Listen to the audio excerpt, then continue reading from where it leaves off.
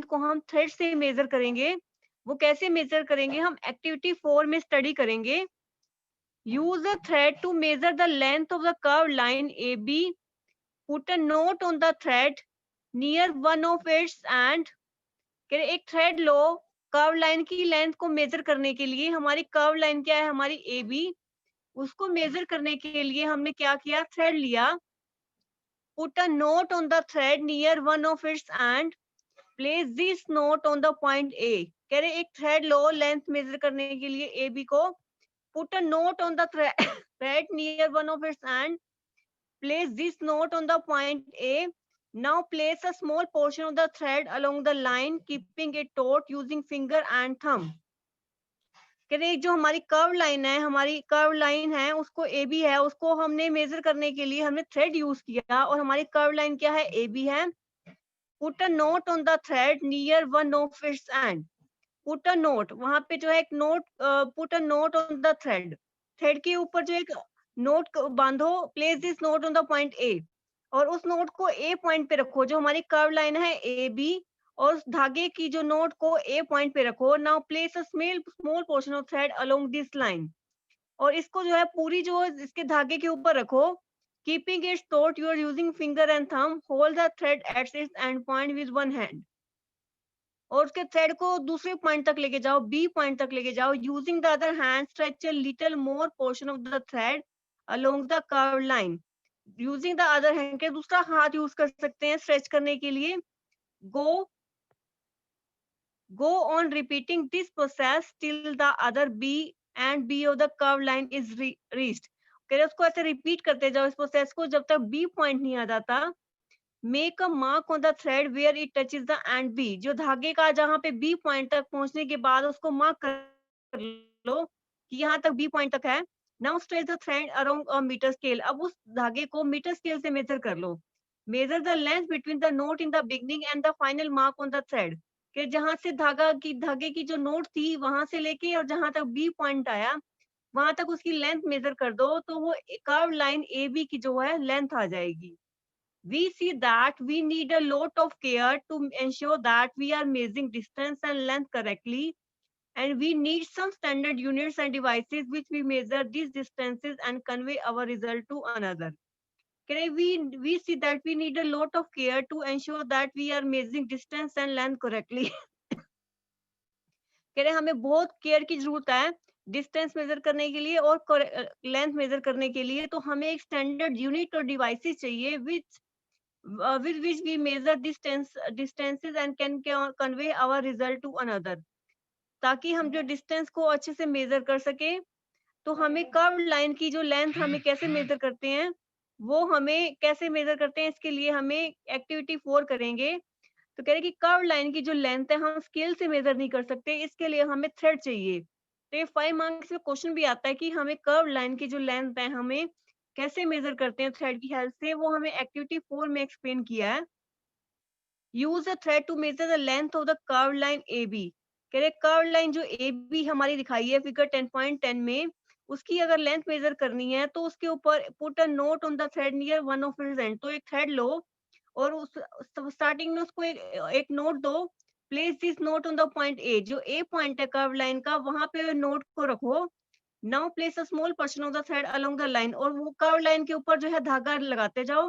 Keeping it taught using finger and thumb, finger और thumb का use करके। Hold the thread and it's point with one and, और B point तक उसको cover cover करते जाओ उसको कर्व लाइन पे धागे को। जब धागा जो है बी पॉइंट तक पहुंच जाएगा तो उसको फिर उतार लो, और उसको फिर नोट से लेके जहां बी पॉइंट तक आया वहां पे उसमें मार्क कर देना है। मार्क करने के बाद उसको हमने स्केल से मेजर करना है, तो हमें स्केल से मेजर करने के बाद कर्व लाइन की जो लेंथ है वो पता लग जाएगी। We see that we need a lot of care to ensure that we are measuring distance and length correctly,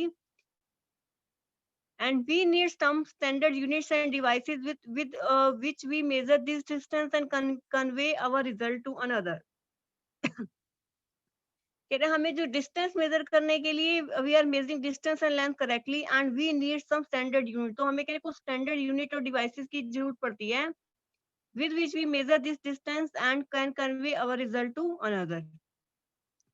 तो उसके बाद क्या है 10.7 moving things around us, activity 5 and activity 6, और उसके बाद है एक्टिविटी 7 और टाइप्स ऑफ मोशन। तो हमें इससे पहले हम एक बार ये कर्व लाइन की लेंथ हमने पढ़ ली कि हम कैसे मेजर करेंगे। उसके बाद हमारा क्या है moving things around us, think of some object you have seen recently, list them in table 10.4। कह रहे कुछ ऑब्जेक्ट्स के बारे में सोचो और उनको 10.4 टेबल में देखो। दिस में इंक्लूड अ स्कूल बैग, कि इसमें स्कूल बैग भी हो सकता है, मॉस्किटो भी हो सकता है, टेबल भी हो सकता है, people sitting in a chair on the people moving around about. The list में ऑल्सो हैव अ बटरफ्लाई, और उस लिस्ट में जो है बटरफ्लाई भी हो सकता है, डॉग भी हो सकता है, काउ भी, हैंड्स भी, स्मॉल बेबी भी, a fish in the water भी, हाउस भी, फैक्ट्री भी, पीस ऑफ स्टोन भी, horse, ball, bat, moving train, swing machine, wall clock. तो ये सब हो सकते हैं। Make your list as large as you can. तो एक लिस्ट बना दी है जितनी हम लार्ज बना सकते हैं। Which of these are moving, which are at rest, कौन से रेस्ट पे है, कौन से मोशन में है, उसके लिए हमें एक टेबल बनानी है 10.4। जैसे हाउस है वो रेस्ट पे रहता है, टेबल है वो रेस्ट पे रहता है, क्लॉक है वो रेस्ट पे रहता है। तो मोशन में क्या रहते हैं, flying bird, second hand of clock, ये हमारे जो है मोशन में रहते हैं। कुछ ऑब्जेक्ट जो है रेस्ट में रहते हैं, कुछ मोशन में रहते हैं। तो इसकी हमने टेबल बना देनी है। जो ऊपर वाले ऑब्जेक्ट्स हैं, इस टेबल को हमने प्रैक्टिस नोटबुक पे करना है कि कौन कौन से ऑब्जेक्ट रेस्ट पे रहते हैं और कौन कौन से हमारे मोशन में है। How did you decide whether N object is in motion और एट रेस्ट, कह रहे हमें पता कैसे लगता है कि कौन सा ऑब्जेक्ट रेस्ट पे है और कौन सा मोशन में है। You might have noticed that the bird is not at same place after some time while the table is at the same place। कह रहे मान लो 5 बजे हमने देखा टेबल हमारी जो है हमारी बाहर थी, तो 6 बजे देखा तो टेबल वहीं थी। तो टाइम के अकॉर्डिंग जो है टेबल की पोजीशन चेंज नहीं हो रही, तो वो हमारा रेस्ट पे है। अगर हमने बर्ड को देखा तो 5 बजे वो एक किसी पहले ट्री पे था और फिर 6 बजे किसी और ट्री पे था, तो उसकी पोजीशन टाइम के अकॉर्डिंग चेंज हो रही है, तो बर्ड मोशन में है। अगर कोई ऑब्जेक्ट की पोजीशन टाइम के अकॉर्डिंग चेंज हो रही है, तो वो हमारा मोशन में है। अगर बॉडी की पोजीशन टाइम के अकॉर्डिंग चेंज नहीं हो रही, तो वो हमारा रेस्ट पे है। तो हमें 2 चीज़ें पता लगी कि बॉडी रेस्ट पे कब होती है और बॉडी मोशन में कब होती है। अगर हमारी पोजीशन, जैसे हमारी पोजीशन अगर टेबल की पोजीशन है, टाइम के अकॉर्डिंग 5 बजे भी, 6 बजे भी, 7 बजे भी वहीं की वहीं है, तो वो बॉडी रेस्ट पे है। अगर बॉडी की पोजीशन टाइम के अकॉर्डिंग चेंज हो रही है, तो वो हमारी मोशन में है। तो बॉडी रेस्ट पे कब है और मोशन में कब है, तो ये हम पता लगा सकते हैं। उसके बाद है activity 6, select a place where you find ants, spread a large sheet of white paper on the ground। कह रहे एक प्लेस सिलेक्ट करो वेयर यू फाइंड आंट्स, जहाँ पे आंट्स मिलती हैं, चींटियां मिलती हैं, एक प्लेस सिलेक्ट करो। Spread a large sheet of white paper on the ground, और ग्राउंड पे बिल्कुल व्हाइट पेपर जो स्प्रेड कर दो, and keep a little sugar on it, और उसके ऊपर जो है शुगर डाल दो थोड़ी थोड़ी सी। तो कह रहे कि वहाँ एक ऐसा प्लेस सिलेक्ट करो जहाँ पे आंट हो, और place a large sheet of white paper on the ground, और जो place a large sheet of paper white paper on the ground, ground पे जो है व्हाइट पेपर जो है डाल दो, and keep a little sugar of it, और थोड़ा सी शुगर भी डाल दो। Ants are likely to be attracted to the sugar, जो आंट्स हैं वो किसको वो किससे अट्रैक्ट होती हैं, शुगर से। पहले तो क्या कह रहे हैं कि वो प्लेस हमने देख लिया कि जहाँ पे आंट मिलती हैं, फिर उसके बाद व्हाइट पेपर लिया ग्राउंड के ऊपर और शुगर डाल दी। शुगर डालने के बाद जो है वो आंट जो है बिल्कुल अट्रैक्ट होती है शुगर से, and you will find many ants crawling on the sheet of paper soon. उसके बाद है for any one ant try and make a small mark with a pencil near its position when it has just crawled all into sheet of paper. Keep marking its position after a few seconds as it moves along the sheet of paper. After some time, shake the paper free of sugar and the ant. Connect the different points you have marked with arrow to show the direction in which the ant was moving. Each point you have marked shows that where the ant moved to an interval of few seconds. तो उसके बाद है activity 6 में क्या है कि एक place select करो जहाँ पे हमें आंट मिलती हैं। उसके बाद व्हाइट पेपर को ग्राउंड पे स्प्रेड करो, उसके ऊपर हल्की सी शुगर डाल दो। शुगर डालने के बाद वो जो आंट है वो शुगर से अट्रैक्ट होंगी, and you find many ants crawling on the sheet of paper soon. तो पेपर पे बहुत सारी आंट इकट्ठी हो जाएंगी क्रोल करती हुई। For any one ant try and make a small mark with a pencil near its position when it just crawled on the sheet of paper. तो जैसे वो किसी एक आंट का जो पाथ देख लो कि वो कैसे क्रोल कर रही है पेपर पे, keep mark its position after few second as it moves along the sheet of paper. कह रही वो जो उसकी जो पोजीशन है उसको मार्क करते जाओ and it moves on the sheet of paper after some time shake the paper free of sugar. कि जब उसको हमने मार्क कर दिया तो उसकी जो है पेपर को हमने क्या कर दिया, after some time shake the paper free of the sugar. उसके बाद जो पेपर पे से वो शुगर हटा लो and ant collect the different points you have marked with arrow to show the direction in which ant was moving. Each point you have marked shows where the ant moved to in intervals of few seconds. Motion seems to be some kind of change in its position of object with time, isn't it? In activity 5, where did you place object like a clock, sewing machine, or an electric fan in your grouping of objects? Are these objects moving from one place to another? No. तो इसके इससे पहले क्या क्या किया इन्होंने, कह रहे कि एक हमने प्लेस सेलेक्ट किया जहाँ पे आंट मिलती हैं, वहाँ पे एक व्हाइट पेपर हमने लास्ट शीट का पेपर ले लिया, व्हाइट पेपर, उसके ऊपर हल्की सी शुगर डाल दी। हल्की सी शुगर डालने के बाद जो आंट जो है अट्रैक्ट होती हैं शुगर से, और वो वहाँ पे जब हमें जो है बहुत सारी आंट मिलती हैं क्रोल करती हुई, कि कोई एक आंट लो, उसका पाथ देखो, उसका पाथ ले देखने के बाद keep marking its position after a few seconds as it move along the sheet of paper. After some time, shake the paper free of the sugar and ant. कह रहे कि इसके बाद जो शुगर को हटा दो, शुगर को हटाने के बाद connect the different point you have marked with arrow to show the direction in ant was. कह रहे उसके बाद उसका पाथ जब ड्रॉ करेंगे, each point you have marked show that the ant moved to in intervals of few seconds. Motion seems to be some kind of change in position of an object with time. फिर उसका motion कैसे रहेगा, जैसे position change हो रही है, position change हो रही है तो उससे पता लग रहा है कि वो मोशन में है। Each point you have mark show that the ant move to in interval of few second. कह रहे कि जो उसकी जब वो देखेंगे हम वो आंट कैसे मूव करती है, तो एक इंटरवल के फ्यू फ्यू सेकंड के इंटरवल के बाद भी मूव करती है। In activity 5 you where did you place object like a clock in swing machine. कह रहे जब हमने देखा था कौन से ऑब्जेक्ट रेस्ट पे हैं, कौन से हमारे मोशन में है, तो कुछ ऑब्जेक्ट जैसे clock, swing machine, electric fan, ये are this object moving from place to another. कह रहे ये जो मूव कर रहे हैं एक जगह से दूसरी जगह, नहीं मूव कर रहे। Do you notice movement in in their any of their part. कह रहे वो पूरी जो है ऑब्जेक्ट मूव नहीं करता, उसका कुछ पार्ट मूव करता है। The blades of a fan on the hands of a clock, how are they moving. कि जैसे क्लॉक के जो हैंड मूव करता है और उसके फैन की जो ब्लेड मूव करते हैं, is there movement similar to that of ant और a train. Let us look now at some type of motion. I have to understand this difference. कि जैसे पंखा मूव करता है, क्या उसका मोशन और जो हमारी जो है हैंड से क्लॉक की वो क्या सिमिलर है? क्या वो जो ट्रेन की मूवमेंट और आंट की मूवमेंट सेम सेम है? तो इसमें डिफरेंट टाइप ऑफ मोशन समझेंगे कि ये मोशन में क्या डिफरेंस होता है। वो हमने 10.8 हमारे टॉपिक में देखेंगे कि किस टाइप के जो हमारा मोशन पॉसिबल है। उसके बाद इससे पहले हमारा एक्टिविटी में हमने क्या एक्सप्लेन किया, एक्टिविटी 6 में हमने क्या देखा, select a place where you find ants. कह रहे एक ऐसा ऐसा प्लेस देखना है जहाँ पे आंट हो, और spread a large sheet of wet paper, और एक जो लार्ज एरिया में व्हाइट शीट ऑफ पेपर रख दिया और उसके ऊपर जो है हमने शुगर रख दी। शुगर रखने के बाद जो है आंट जो है अट्रैक्ट होगी और बहुत सारी वहां पे आंट इकट्ठी हो जाएंगी। कोई एक आंट लो और उसका जो है पार्ट ड्रॉ करो।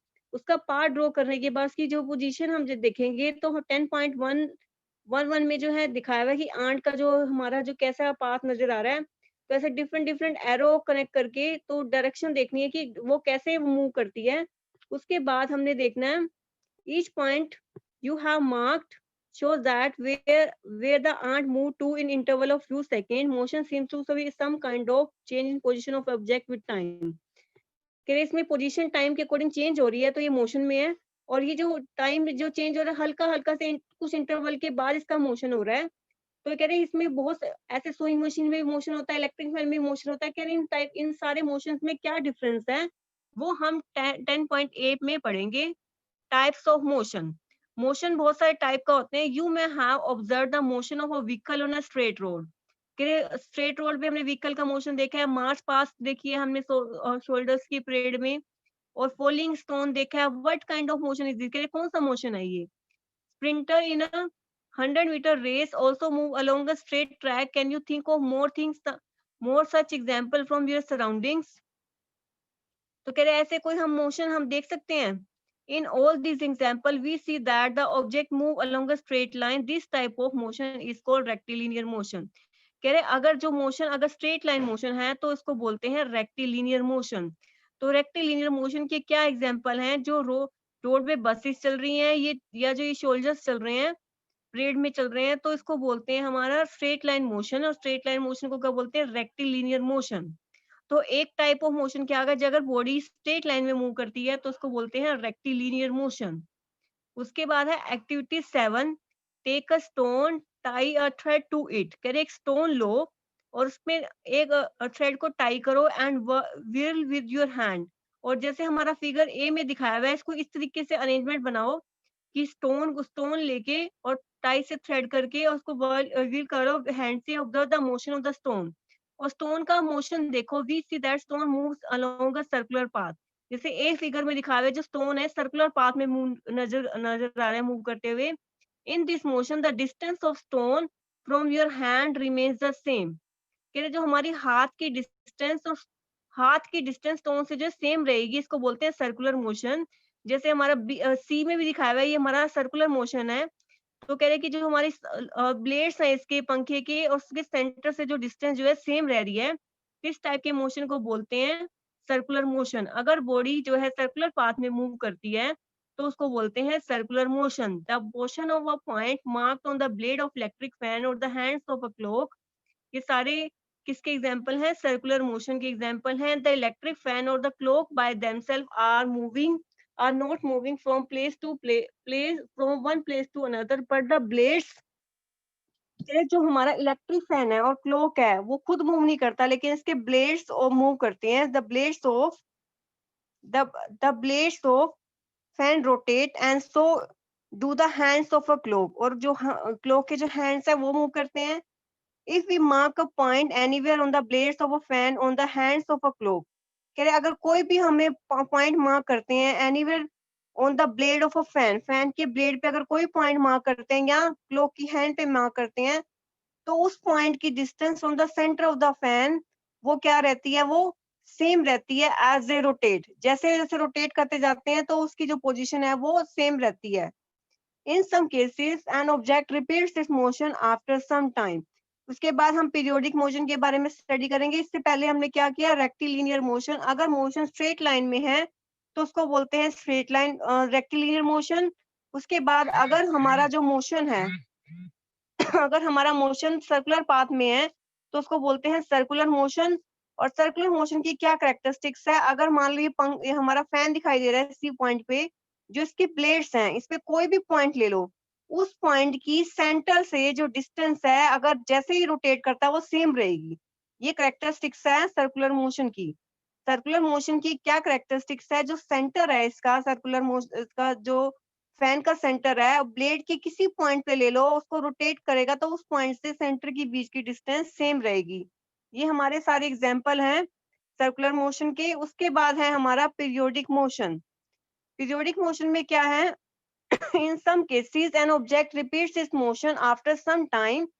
This motion is called periodic motion. Take the stone tied with the string that you have used in activity 7 के। एक्टिविटी 7 में जो हमने देखा था, स्ट्रिंग को स्टोन से टाई किया था। Now hold the string in your hand and let the stone hang from it. कह रहे अब क्या करना है? वही एक्टिविटी 7 में जैसे किया था, तो कह रहे उस स्ट्रिंग को क्या करना है? अपने हाथ में लेना है and let the stone hang from it. और स्टोन को फ्रीली हैंग कर देना है। This is a pendulum. Pendulum क्या होता है? जैसे हमने ये वो एक घड़ी देखी है, घड़ी में जो एक बीच में धागा होता है और नीचे से एक बॉल बनी होती है, तो इस टाइप को क्या कहते हैं? अगर किसी भी थ्रेड के साथ किसी बॉल को अगर ऊपर बांध दे तो उसको बोलते हैं pendulum. Pull the stone to one side and with other hand and let it go. उसको हम हिलाएंगे। Now the pendulum is motion. और पेंडुलम जो है हमारा मोशन में आ जाएगा। इसको बोलते हैं पीरियोडिक मोशन। पीरियोडिक मोशन में क्या होता है? जैसे हमारे घर में जो हमारी घड़ी दिखाई देती है, इसको घंटे वाली वॉच भी बोलते हैं। तो उसमें क्या होता है? एक जो नीचे से बॉल बनी होती है, घंटा बना होता है और एक बीच में थ्रेड होता है। थ्रेड और या किसी चीज से भी वो बंधा होता है, तो उसमें क्या होता है कि उसको हिलाते हैं तो वो जो है to and fro motion move करने लग जाता है। इसको बोलते हैं हमारा पीरियोडिक मोशन। तो पेंडुलम, हमारा पेंडुलम क्या है? पेंडुलम में कौन सा मोशन है? टू एंड फ्रो मोशन होता है। Branch of a tree moving to and fro, motion of a child on a string, strings of guitar on the membrane of tabla, being played are और example of periodic motion. तो ये सारे किसके example हैं? Periodic motion के example हैं।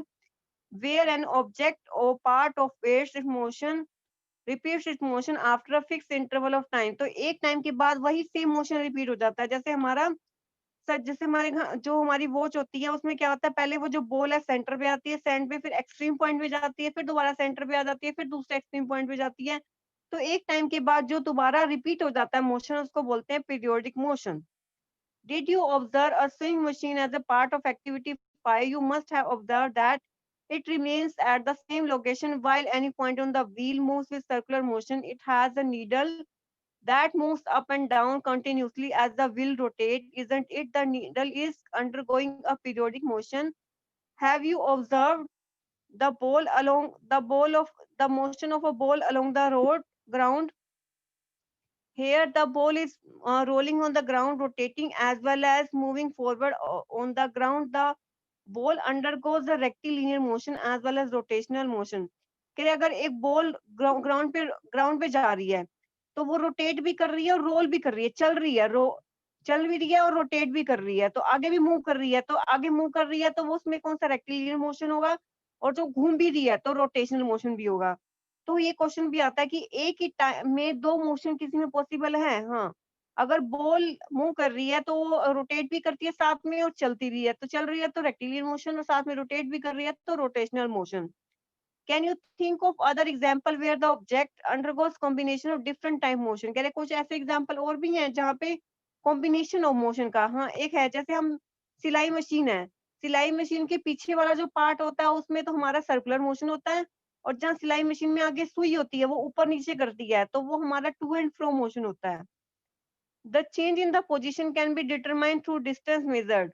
तो कह रहे पोजीशन में कितना चेंज आया वो हम डिस्टेंस से मेजर कर सकते हैं। This allow us to how fast or slow a motion is. कह रहे अगर मान लो बॉडी जो है, मान लो करहुंडा से चली वो पानीपत तक गई, तो अगर उसकी पोजीशन देखनी है तो डिस्टेंस मेजर कर लेंगे जहां पे वो पहुंचा, तो डिस्टेंस अपॉन टाइम देख के हम स्पीड निकाल देंगे कि स्पीड निकालने से पता लग जाएगा कि उस बॉडी की कितनी फास्ट मूव करता है और कितना कितना स्लो मोशन है उसका।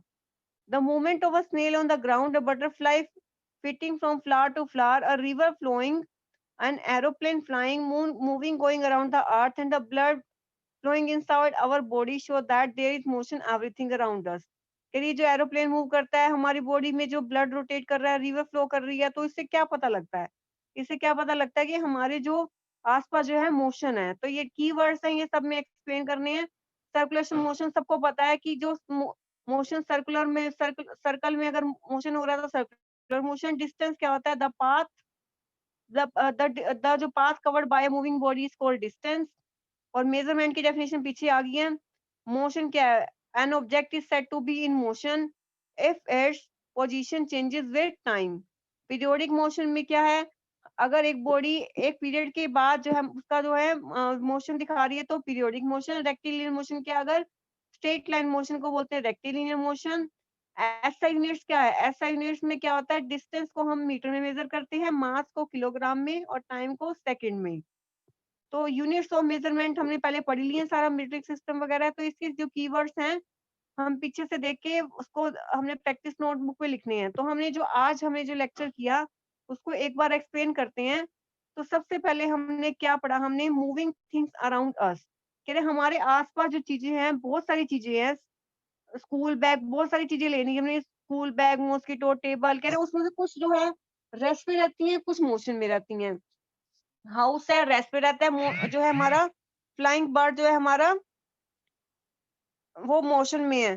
तो ये सब कुछ ऑब्जेक्ट जो रेस्ट पे हैं, कुछ मोशन में होते हैं, तो उसको वो क्या बोलते हैं हमारा, हमें क्योंकि कुछ ऑब्जेक्ट जो है रेस्ट पे हैं और कुछ मोशन में है। अगर बॉडी की पोजीशन टाइम के अकॉर्डिंग चेंज हो रही है तो उसको बोलते हैं रेस्ट पे। उसकी पोजीशन चेंज नहीं हो रही तो उसको बोलते हैं रेस्ट पे। अगर बॉडी की पोजीशन मान लो 5 बजे जो है बॉडी वहीं पे है और 6 बजे भी वहीं पे है, 7 बजे भी वहीं है, तो उसकी पोजीशन चेंज नहीं हो रही तो उसको बोलेंगे बॉडी रेस्ट पे है। अगर उसकी पोजीशन टाइम के अकॉर्डिंग चेंज हो रही है तो उसको बोलेंगे मोशन में है। तो रेस्ट और मोशन की डेफिनेशन हमने एक्टिविटी 5 में पढ़ ली कि अगर एक बॉडी की पोजीशन टाइम के अकॉर्डिंग चेंज हो रही है तो वो मोशन में है, अगर बॉडी की पोजीशन टाइम के अकॉर्डिंग चेंज नहीं हो रही तो वो रेस्ट पे है।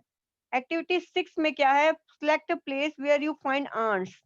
कह रहे कि एक प्लेस सेलेक्ट करना है जहाँ पे आंट मिलती हैं, spread a large sheet of white paper on the ground.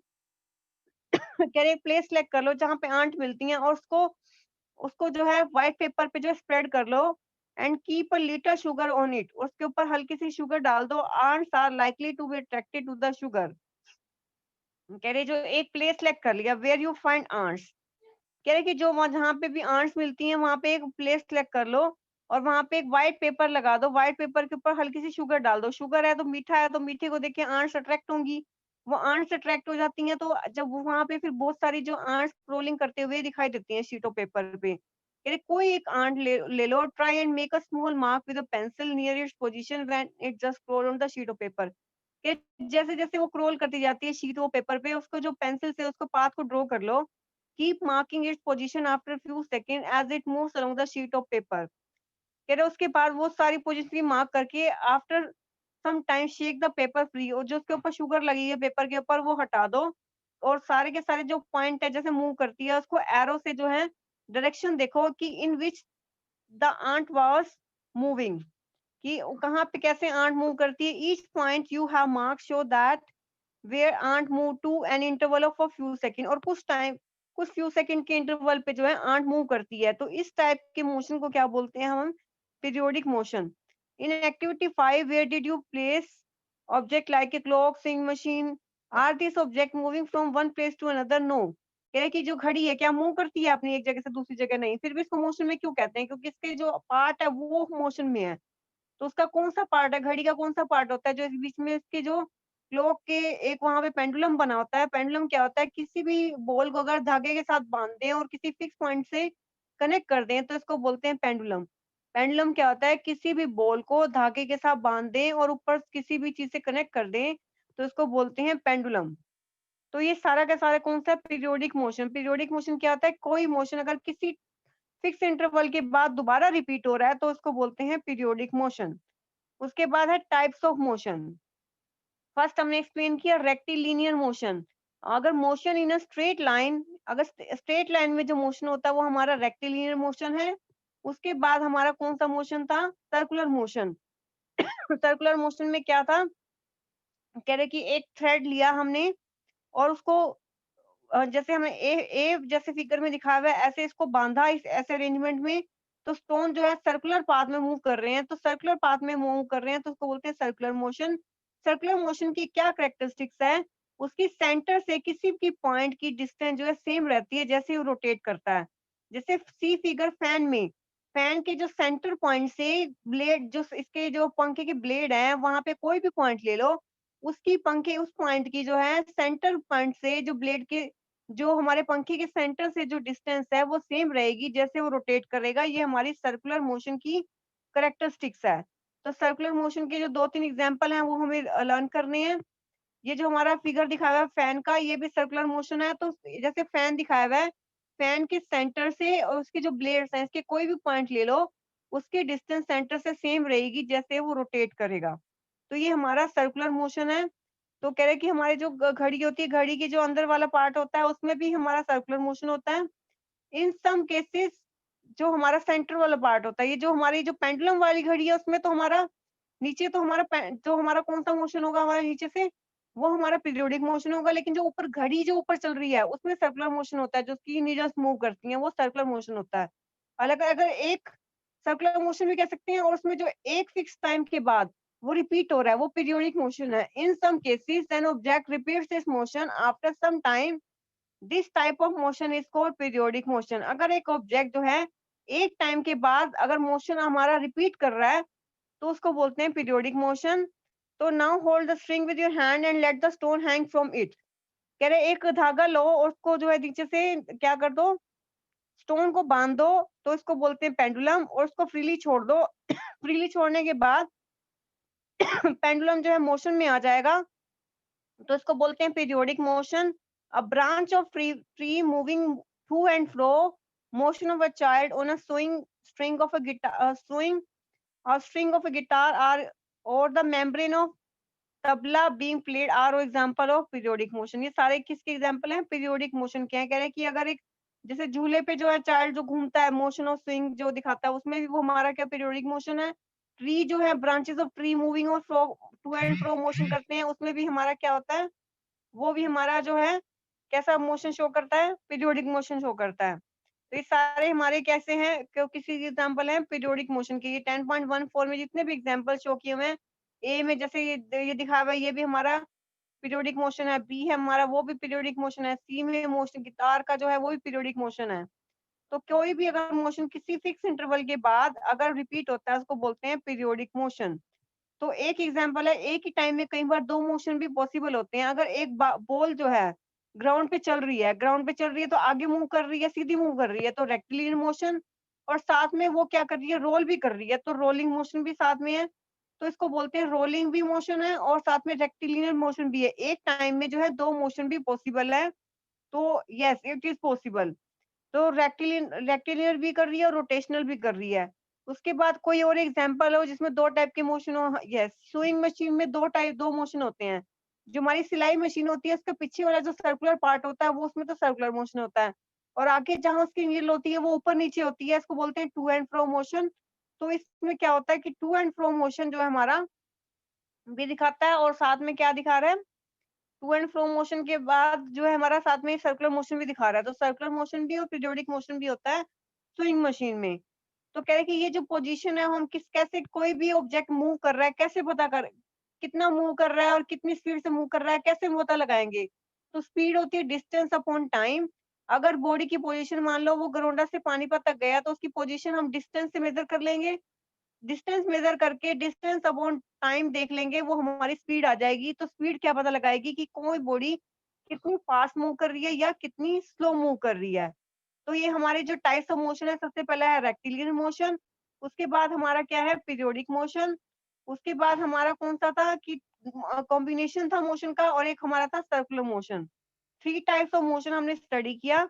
इससे पहले हमें कर्व लाइन की जो लेंथ है हम कैसे मेजर करते हैं, ये 5 मार्क्स में क्वेश्चन आता है, ये हमने एक्सप्लेन किया। इससे लास्ट लेक्चर में हमने देखा था कि किसी भी बॉक्स की लेंथ जो मेजर करने के लिए क्या क्या ध्यान रखना है, वो जीरो से स्केल स्टार्ट करना है। अगर जीरो से अगर टूटा हुआ है तो किसी नंबर से स्टार्ट करना है। अगर किसी नंबर से स्टार्ट करेंगे तो final reading minus initial reading जहां से स्टार्ट करेंगे वो माइनस करनी है।